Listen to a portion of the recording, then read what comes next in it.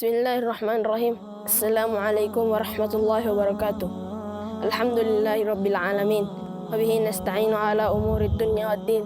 Wassalatu wassalamu ala sayyidil mursalin Muhammad sallallahu alaihi wasallam wa ala alihi wa sahbihi ajma'in.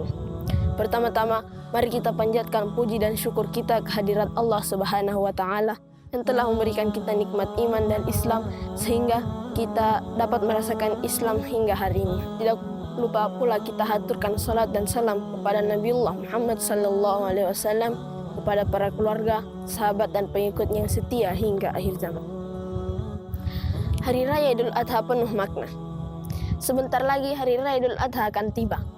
Suara takbir dan tahmid pun akan terdengar merdu dan indah dari berbagai pelosok Nusantara hingga belahan dunia sebagai pengakuan atas keagungan Allah Subhanahu wa taala.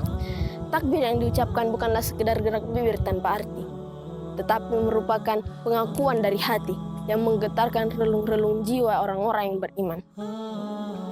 Suasana yang dirasakan pada Hari Raya Idul Adha tentunya berbeda dengan perayaan Hari Raya Idul Fitri yang sebelumnya.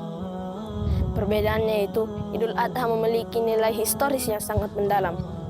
Idul Adha atau yang sering kita kenal dengan Idul Kurban mengingatkan kepada kita bahwa Nabi Ibrahim alaihissalam yang mendapatkan wahyu untuk menyembelih putranya sendiri, yaitu Ismail alaihissalam, putra yang ditunggu-tunggu selama bertahun-tahun. Dari sini kita mendapatkan pelajaran yang sangat bermakna, bahwa untuk mendapatkan keberhasilan dan kebahagiaan, kita harus rela berkorban.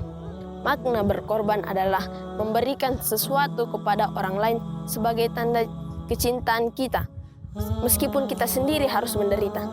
Orang itu bisa anak, orang tua, keluarga, saudara sebangsa dan setanah air. Ada pula pengorbanan terhadap agama, yaitu terhadap Allah Subhanahu wa taala. Dan inilah pengorbanan yang paling tinggi nilainya. Ini sesuai dengan firman Allah Subhanahu wa taala, "Lan tanalul birra hatta tunfiqu mimma tuhibbun, wa ma tunfiqu min syai'in fa innallaha bihi alim." Kamu sekali-kali tidak akan mendapatkan kebajikan yang sempurna sebelum kamu menafkahkan sebagian harta yang kamu cintai. Dan apapun yang kamu nafkahkan, maka Allah mengetahui. Quran Surat Al-Imran ayat 92. Maka dengan adanya perintah berkorban tersebut, kita dituntut untuk tidak hanya melakukan ritual keagamaan semata, atau hanya melaksanakan perintah Allah Subhanahu wa taala. Kita juga diberikan kesempatan untuk memanifestasikan rasa solidaritas kita kepada sesama, yaitu dengan membagi-bagikan daging kurban kepada kaum duafa dan kaum fakir miskin di sekitar tempat tinggal kita. Di sisi lain, sejarah Hari Raya Idul Adha juga mengingatkan kepada kita bahwa kehidupan di dunia ini tidak kekal, dan banyak hal-hal yang terjadi di luar perkiraan kita. Kadang dalam kehidupan dunia ini, hal-hal yang kita cintai justru cepat pergi dari kita. Sebaliknya, hal-hal yang kita benci justru cepat datang kepada kita. Maka Allah menyebut kesenangan dunia itu dengan mata'ul ghurur, atau kesenangan yang menipu, karena akan sirna dan akan membawakan malapetaka jika tuntunannya tidak berdasarkan perintah Allah Subhanahu wa taala. Tetapi perlu diingat bahwa setiap musibah belum tentu membawakan mudarat kepada kita. Akan tetapi sebaliknya, musibah yang kita anggap dapat membawa malapetaka malah membawa kesuksesan besar dalam hidup ini.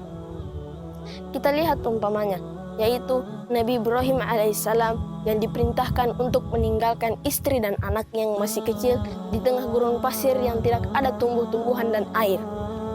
Begitu juga dengan Nabi Ibrahim alaihissalam yang diperintahkan untuk menyembelih anaknya Ismail yang dicintainya. Setiap orang yang masih mempunyai hati nurani yang sehat pasti tidak senang jika diperintahkan untuk menyembelih anaknya sendiri. Tetapi apa jadinya? Kedua-duanya pasrah. Allah kemudian membatalkan perintahnya dan menggantikannya dengan kambing. Dari sinilah kita mendapatkan perintah bahwa kita harus berkurban setiap datang Hari Raya Idul Adha. Memang dalam kehidupan ini, sesuatu yang kita benci justru malah menjadi kebaikan bagi kita.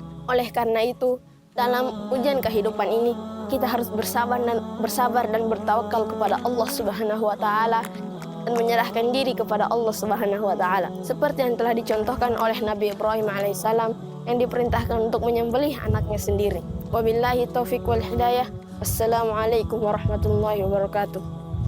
Selamat Hari Raya Idul Adha penuh makna 1441 Hijriah.